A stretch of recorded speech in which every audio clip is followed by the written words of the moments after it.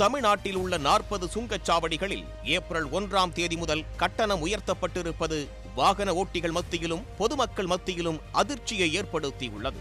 வாகனங்களுக்கு ஏற்றபடி 5 ரூபாய் முதல் 25 ரூபாய் வரை கட்டணம் உயர்த்தப்பட்டிருப்பதால் விலைவாசி மேலும் அதிகரிக்கும் என்ற அச்சம் அதிகரித்துள்ளது. சாலைகளை முறையாக பராமரிக்காமல் சுங்க கட்டணம் மட்டும் தொடர்ந்து உயர்த்தப்படுவதாக குற்றம் சாட்டும் வாகன ஓட்டிகள் கட்டண உயர்வை உடனடியாக திரும்ப பெற வேண்டும் என்று வலியுறுத்தியுள்ளனர்.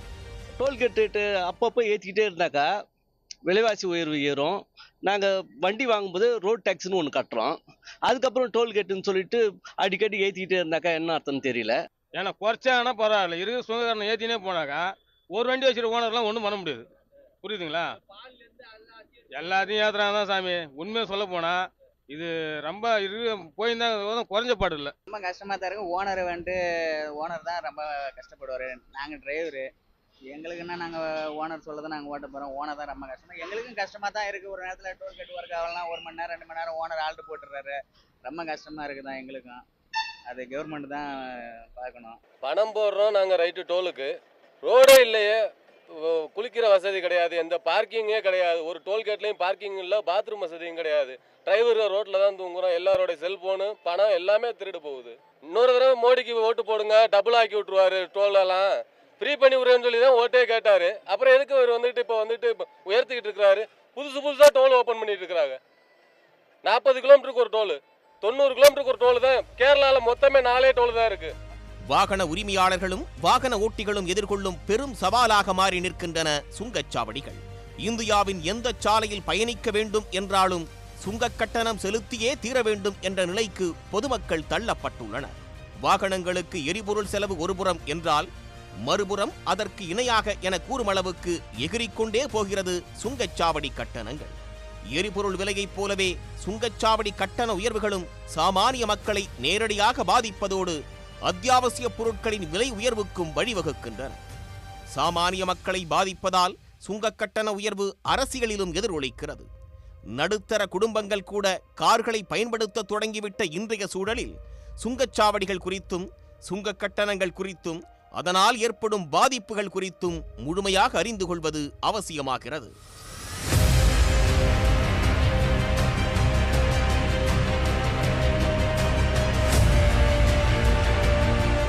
இந்தியாவில் சாலை போக்குவரத்து அரசர்கள் ஆண்ட காலத்திலேயே தொடங்கிவிட்டது. உலகின் பல நாடுகளுடனும் வணிக தொடர்பு கொண்டிருந்த பழங்கால தமிழர்கள் ஏற்றுமதி மற்றும் இறக்குமதியின் போது சுங்க வரிகள் வசூலித்ததாகவும் தெரிகிறது. புலிச்சின்னம் பொறித்தல், சுங்கம் பெறுதல் குறித்து பட்டினப்பாலை நூலில் குறிப்பிடப்படுகிறது. முதலாம் குலோத்துங்க சோழன் நாட்டு நலனை கருத்தில் கொண்டு சுங்க வரியை ரத்து செய்தார்.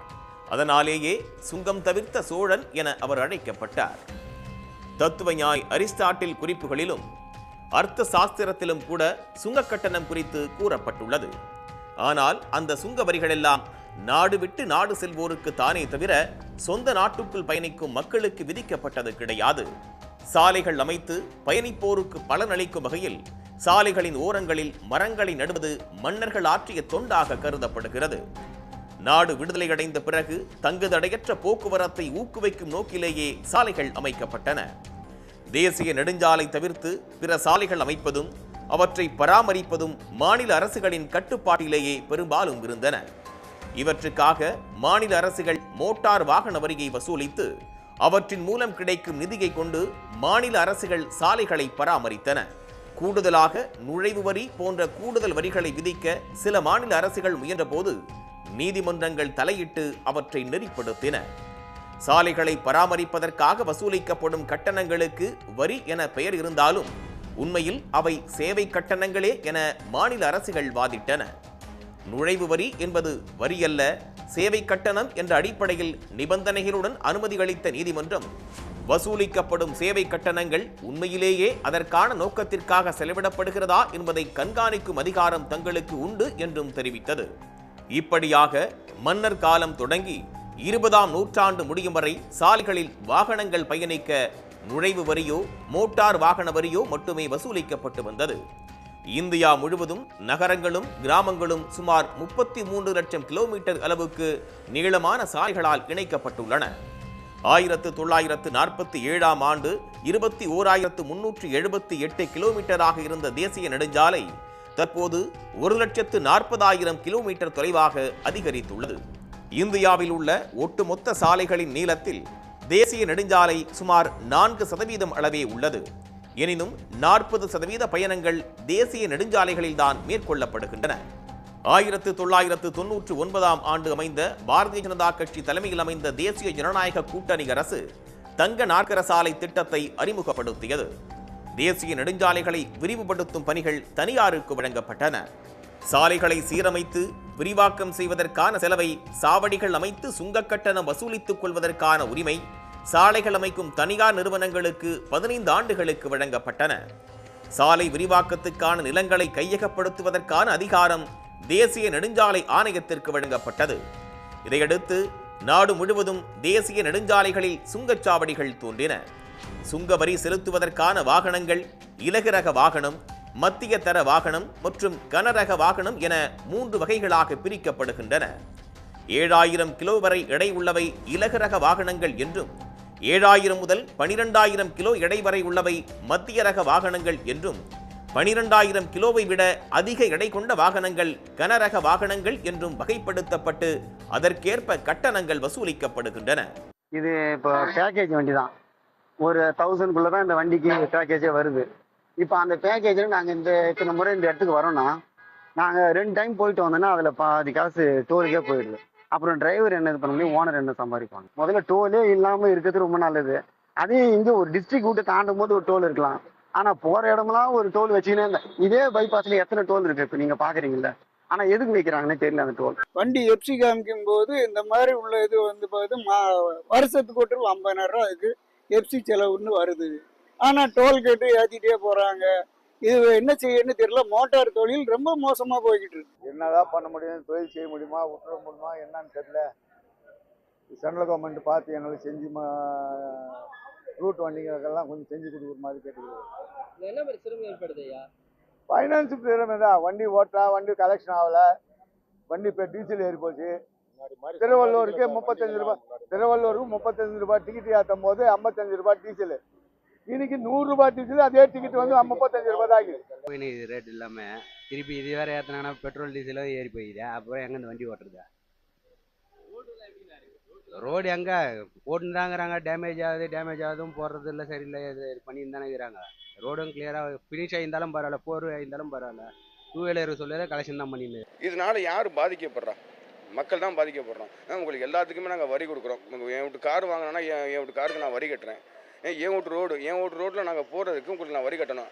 வரி கட்டினாலும் பரவாயில்ல. பராமரிப்புன்னு சொல்லி இந்த ரோடு போகிற சாலை பராமரிப்பு, சாலை புதுசாக போட்டிருக்கோம். அந்த பராமரிப்புக்கு வந்து சுங்க வரி வாங்குறீங்க. எத்தனை வருஷத்துக்கு வாங்குவீங்க? சுமார் ஒரு சுங்கச்சாவடிக்கு இத்தனை வருஷம் நிர்ணயிக்கணும்.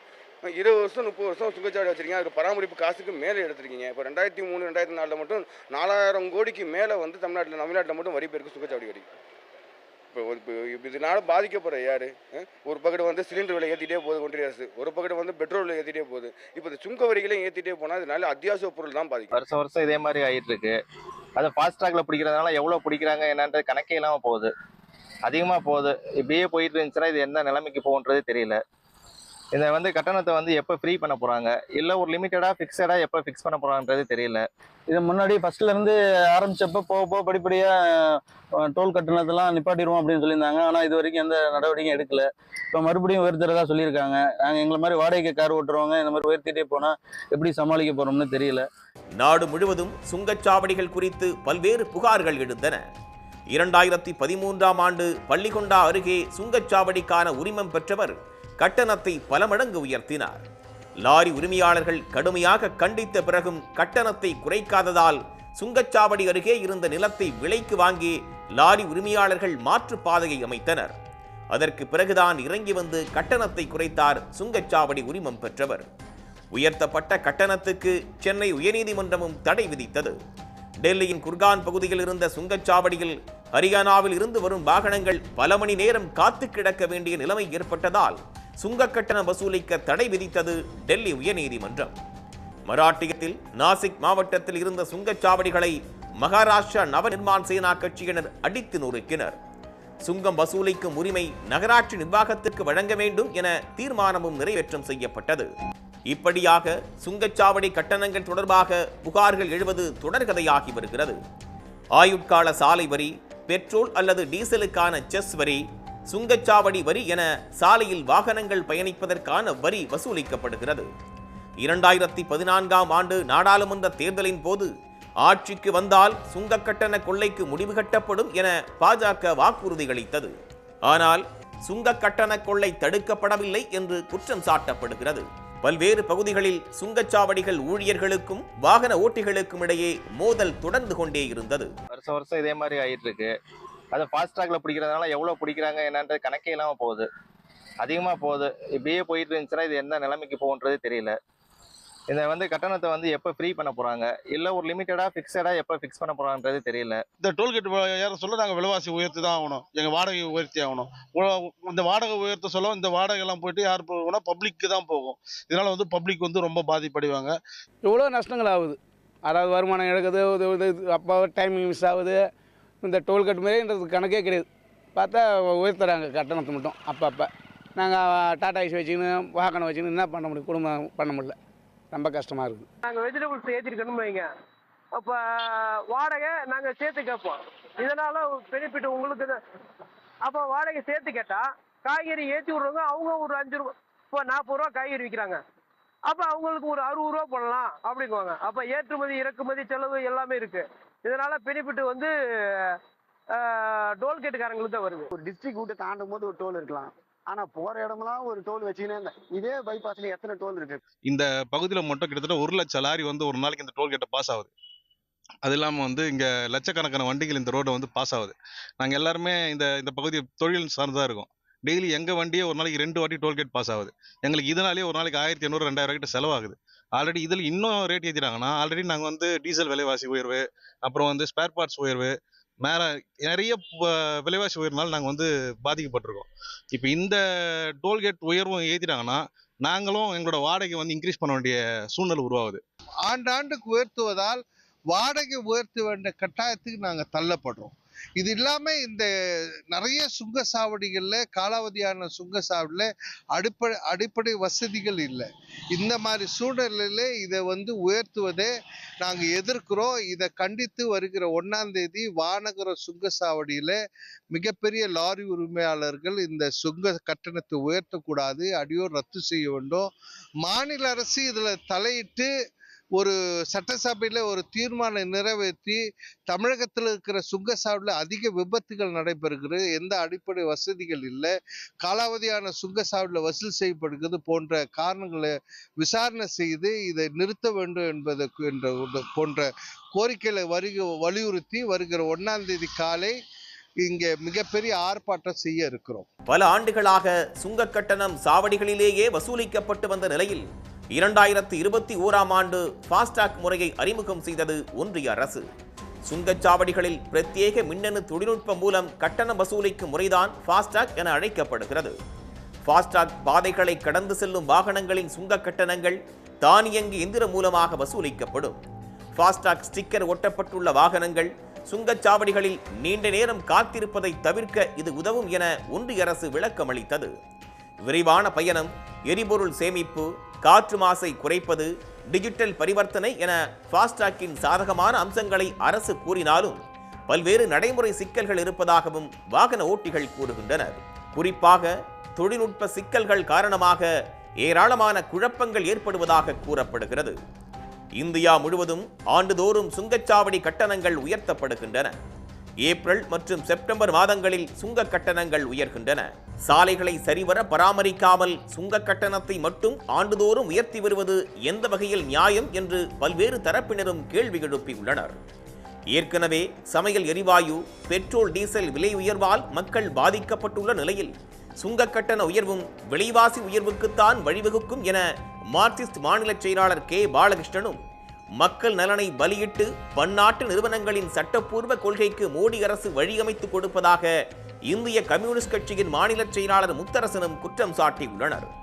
சுங்க கட்டணங்களில் வெளிப்படைத்தன்மை இல்லை என குற்றம் சாட்டியுள்ள பாட்டாளி மக்கள் கட்சியின் தலைவர் அன்புமணி ராமதாஸ், பெரும்பாலான தேசிய நெடுஞ்சாலைகளில் ஒப்பந்தப்படி 15 ஆண்டுகள் கடந்துவிட்ட பிறகும் சுங்க கட்டணம் வசூலிக்கப்படுவது ஏன் என்றும் கேள்வி எழுப்பியுள்ளார்.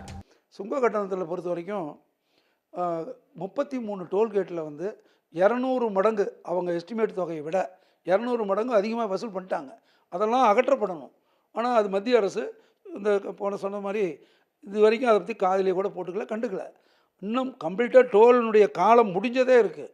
அவர் அரசு அறிவித்ததை விடுங்க ஒரு பக்கம். அந்த பரனூர் உதாரணத்துக்கு சொன்னோம், செங்கல்பட்டு பக்கத்தில் இருக்கிற பரனூர் சாலையிலாம் டோல்கேட் கட்டணம் முடிஞ்சு போச்சு. கால பீரியடும் முடிஞ்சது. அது என்ன காரணம், எதனாலேன்னு தெரில. இன்னமும் அதை திறந்துக்கிட்டு இருக்கிறாங்க. ஒன்றும் இல்லைங்க, ஒன்றும் இல்லை. டெல்லி போயிட்டு வந்தோம்னா 25,000 ரூபா டோலுக்கு மட்டுமே செலுத்த வேண்டியதாக இருக்கும். 25,000 ரூபா. டீசலுக்கு நாங்கள் அடுத்தது டோல் கட்டணம் தான். எங்களுக்கு மீதி ஆகிறதெல்லாம் ரொம்ப குறைவு. இப்போ போயிட்டு வர்றதுக்கு ஒரு 10,000 ரூபாய்க்கு மேலே, ஒரு நடைக்கு 10,000 ரூபாய்க்கு மேலே எங்களுக்கு இழப்பு ஏற்படும். உயர்வு. அசாம் போனாலும் சரி, டெல்லி போனாலும் சரி, நாங்கள் அதிகம் ஓட்டுக்கிற மகாராஷ்டிரா போய்ட்டு வந்தோம்னா 7,000-8,000 ரூபா மீதி. எங்களுடைய மீதியில் தான் பாதிக்கும். முதல்லையே லாரிகளுடைய மீதிகளில் தான் பாதிக்கும். லாரியில் மீதிகள் என்னன்னு கேட்டிங்கன்னா, டிரைவர் படி போனது அத்தனையும் முடித்தா கூட, ஏன்னா என் கைக்கு வரப்போன நெல், இதுக்கு மேலே நாங்கள் என்ன பண்ணுவோங்கிறது எங்களுக்கு தெரியல. 2008ஆம் ஆண்டு தேசிய நெடுஞ்சாலைகள் சுங்க கட்டணம் வசூல் சட்டப்படி 60 கிலோமீட்டர் தொலைவுக்கு இடையே ஒரு சுங்கச்சாவடி மட்டுமே இருக்க வேண்டும். அதன் அடிப்படையில் தமிழ்நாட்டில் 32 சுங்கச்சாவடிகள் மூடப்பட வேண்டியவை ஆகும். 60 கிலோமீட்டர் தொலைவுக்கு இடையே கூடுதலாக உள்ள சுங்கச்சாவடிகள் குறித்து நாடாளுமன்ற மக்களவையில் எழுந்த கேள்விகளுக்கு பதிலளித்த நெடுஞ்சாலைத்துறை அமைச்சர் நிதின் கட்கரி, அடுத்த 3 மாதங்களில் 60 கிலோமீட்டருக்கு ஒரு சுங்கச்சாவடி என்பது உறுதி செய்யப்படும் என அறிவித்தார். ஒரு தேசத்தின் வளர்ச்சியில் சாலை போக்குவரத்து மற்றும் நெடுஞ்சாலை கட்டமைப்பு வசதிகளுக்கு முக்கிய பங்கு இருக்கிறது. அந்த வகையில் நெடுஞ்சாலை வசதிகளை மேம்படுத்துவது, சாலை போக்குவரத்து வசதிகளை மேம்படுத்துவது என்பது மிகவும் இன்றியமையாதவை.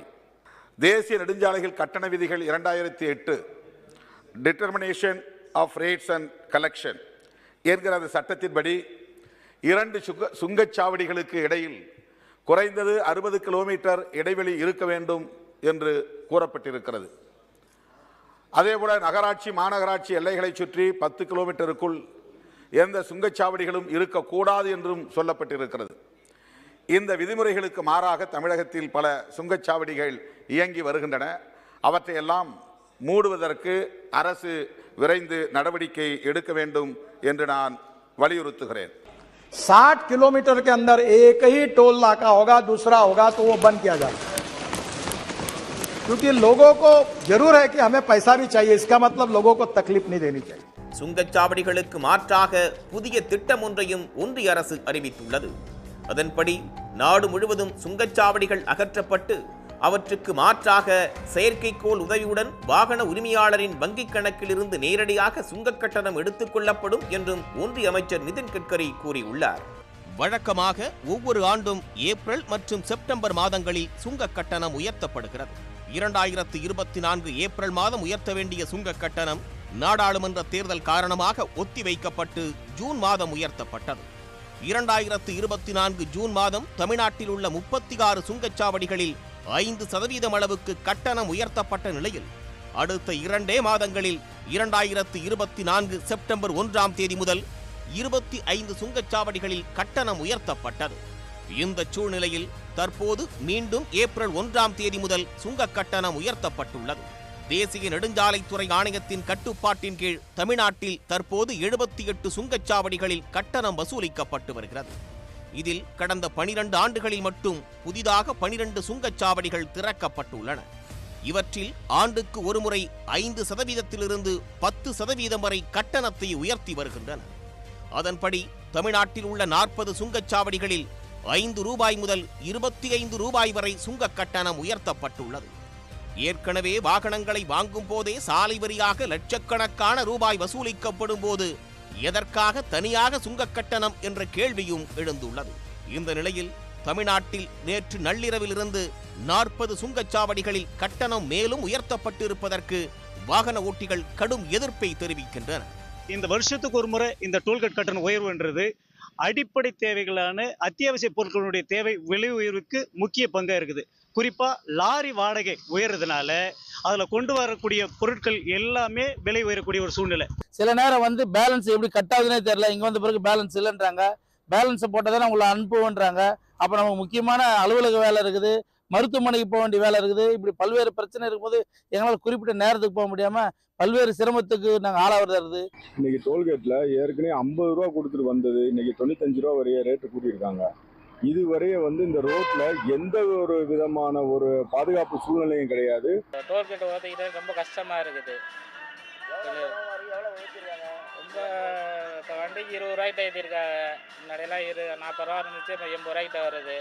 அதனால் கவர்மெண்ட்டு தான் கொஞ்சம் பார்த்து சரி பண்ணிவிட்டாங்க.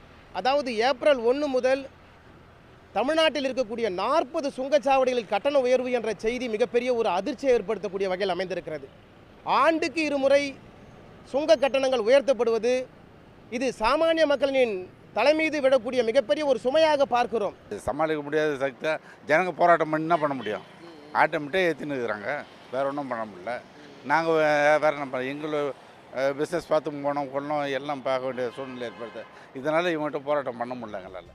சுங்க கட்டண உயர்வுக்கு கண்டனம் தெரிவித்ததோடு மட்டுமின்றி வாகன ஓட்டிகள், வாகன உரிமையாளர்கள் மற்றும் வியாபாரிகள் இணைந்து கட்டண உயர்வை திரும்ப பெற கோரி சென்னையில் போராட்டத்திலும் ஈடுபட்டனர்.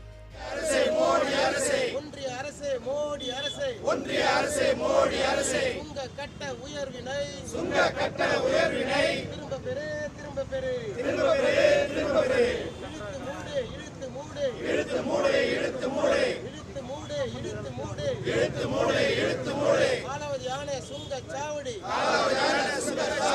32 எண்ணினை உடனடியாக இழுத்து மூடு.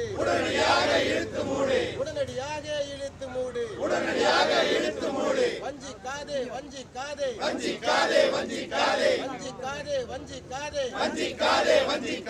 லாரி உரிமையாளர்களை வஞ்சிக்காதே. டோலுக்கு அதிகமாக இருக்குன்னா டோல் எங்களால் கட்ட முடிய மாட்டேங்குது. ரெண்டாவது நம்ம பார்ட்டிகிட்ட போய் கேட்குறோம், இல்லை வாடகை ஏற்றி கேட்குறோம், டோலுக்கு ஒரு 10 ரூபா சேர்த்துட்டாங்க அப்படின்னா அதை அவங்க ஏற்றுக்க மாட்டேங்கிறாங்க. அது எங்களுக்கு தெரியாதுங்க அப்படின்னு சொல்லிட்டு வாடகை இப்போ கம்மியாக தான் தராங்க. பத்தாவதுக்கு நாங்கள் டியூ வேறு கட்டணும். இந்த அதே மாதிரி பார்த்தீங்கன்னா அந்த டோல் ஏற்றிட்டே இருக்காங்க, ஆனால் பார்த்தீங்கன்னா ரோடை வந்து கரெக்டாக மெயின்டைன் பண்ண மாட்டேங்கிறாங்க. ஒன்றிய அரசு தொடர்ந்து இந்த மாதிரி அடிக்கடி டோல்கேட் கட்டணத்தை கூட்டுறதுனால நடைமுறை செலவு அதிகமாகிக்கிட்டே இருக்குது. நடுத்தர வர்க்கம் நிறையா பாதிச்சிட்டு இருக்காங்க. பெட்ரோல் விலையும் அதிகமாக இருக்குது. அதோடு பார்த்திங்கன்னா இந்த பணிச்சுமையும் லேபர் கூலியெல்லாம் அதிகமாக வாடகை கட்டணமெல்லாம் கூட்டும் போது நடுத்தர மக்களும் வியாபாரிகளும் பொதுமக்களும் அதிகமாக பாதிக்கப்படுறாங்க. டிஜிட்டல் இந்தியான்னு சொல்கிற ஒன்றிய அரசு தொடர்ந்து இதே மாதிரி நவீனப்படுத்துகின்ற பேரில் தொடர்ந்து கூட்டிக்கிட்டே இருக்காங்க. அது பொதுமக்களுக்கும் ஏழை மக்களுக்கும் வியாபாரிகள் வளர்ந்து வர வியாபாரிகளுக்கு பெரிதும் பாதிக்கப்படுது. இந்த கட்டண உயர்வுக்கு கண்டனம் தெரிவித்திருக்கும் எதிர்க்கட்சிகள் சுங்க கட்டண வசூல், கட்டண உயர்வு ஆகியவற்றில் வெளிப்படைத்தன்மை பேணப்பட வேண்டும் என்று வலியுறுத்துகின்றன. சாலை அமைப்பதற்காக செய்யப்பட்ட செலவு எவ்வளவு, இவ்வளவு காலமாக வாகன ஓட்டிகளிடமிருந்து பெறப்பட்ட தொகை எவ்வளவு என்ற விவரங்களை வெளியிடாமல் சுங்க கட்டணத்தை உயர்த்தி கொண்டே செல்வதும், அதை கட்டியே தீர வேண்டுமென மக்களை கட்டாயப்படுத்துவதும் நியாயமானது அல்ல என்றும் எதிர்க்கட்சிகள் சுட்டிக்காட்டியுள்ளன. தொடர்ந்து அதிகரித்து வரும் சுங்க கட்டணங்கள் மட்டுமின்றி சுங்கச்சாவடிகள் தன்னிச்சையாக கூடுதல் கட்டணங்கள் வசூலிப்பதாகவும் தொடர்ந்து புகார்கள் எழுகின்றன. சுங்க கட்டணத்தை ஒழுங்குபடுத்துவதுடன் கட்டண கொள்ளைக்கும் முடிவு கட்ட வேண்டும் என்பதும் கோரிக்கையாக உள்ளது. பிற நாடுகளில் உள்ளதைப் போல சுங்கச்சாவடிகளில் வாகன ஓட்டிகளுக்கான அடிப்படை வசதிகள் ஏற்படுத்தி தரப்பட வேண்டும் என்பதும் முக்கிய கோரிக்கையாகும். சுங்கச்சாவடிகளுக்கு 15 ஆண்டுகள் மட்டுமே அனுமதி அளிக்கப்பட்ட நிலையில் 15 ஆண்டுகளுக்கு பிறகும் ஒப்பந்தம் புதுப்பிக்கப்படாமலே தொடரும் சுங்கச்சாவடிகள் மூடப்படுமா? ஒட்டுமொத்தத்தில் சுங்கச்சாவடியால் ஏற்படும் கூடுதல் சுமைகளில் இருந்து வாகன உரிமையாளர்களையும் ஓட்டுநர்களையும் ஒன்றிய அரசு காக்குமா என்பதும் கேள்விக்குறியாகவே உள்ளது. 60 கிலோமீட்டருக்கு ஒரு சுங்கச்சாவடி என்பது உள்ளிட்ட வாக்குறுதிகளை ஒன்றிய அரசு நிறைவேற்றுமா என்பதற்கு காலம்தான் பதிலளிக்க வேண்டும்.